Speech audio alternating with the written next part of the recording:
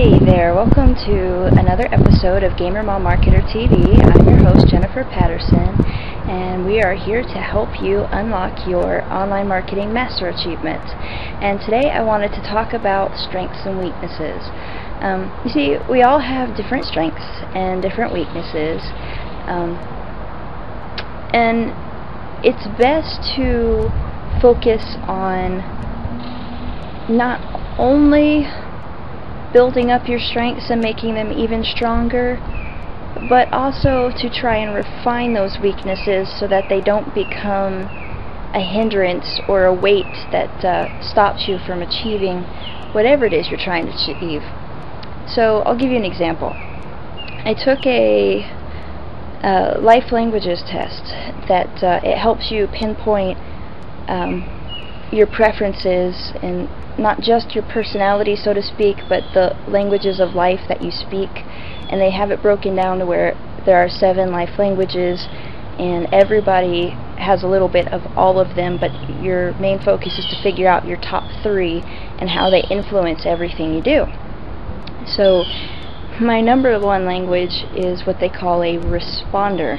It means I have an overwhelming need to respond to all stimuli, such as trying to figure out where that bird that's squawking is coming from instead of paying attention to what I'm doing, which can be a weakness, but at the same time, as a mom, it's a strength because I notice every little thing that my children do, so I'm always aware of what they are up to.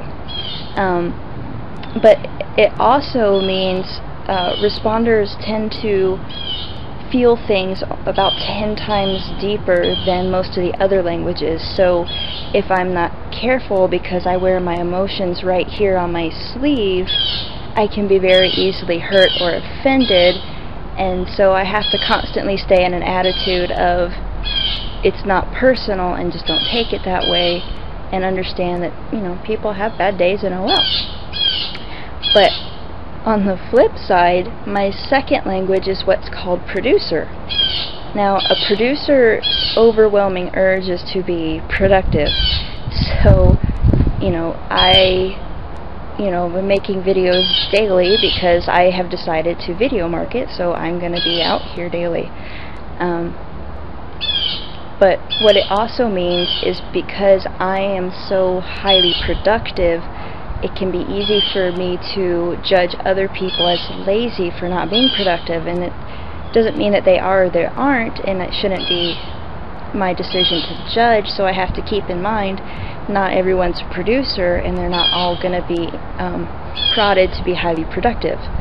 So, knowing who you are, knowing your strengths and weaknesses, you have to kind of keep yourself in balance and know what your end goal is and what part of you helps that and what part of you doesn't help that. So, I'm balancing out my shy reserve side by making videos, because it's easier for me to speak through video than it is in person, so it's less nervous for me.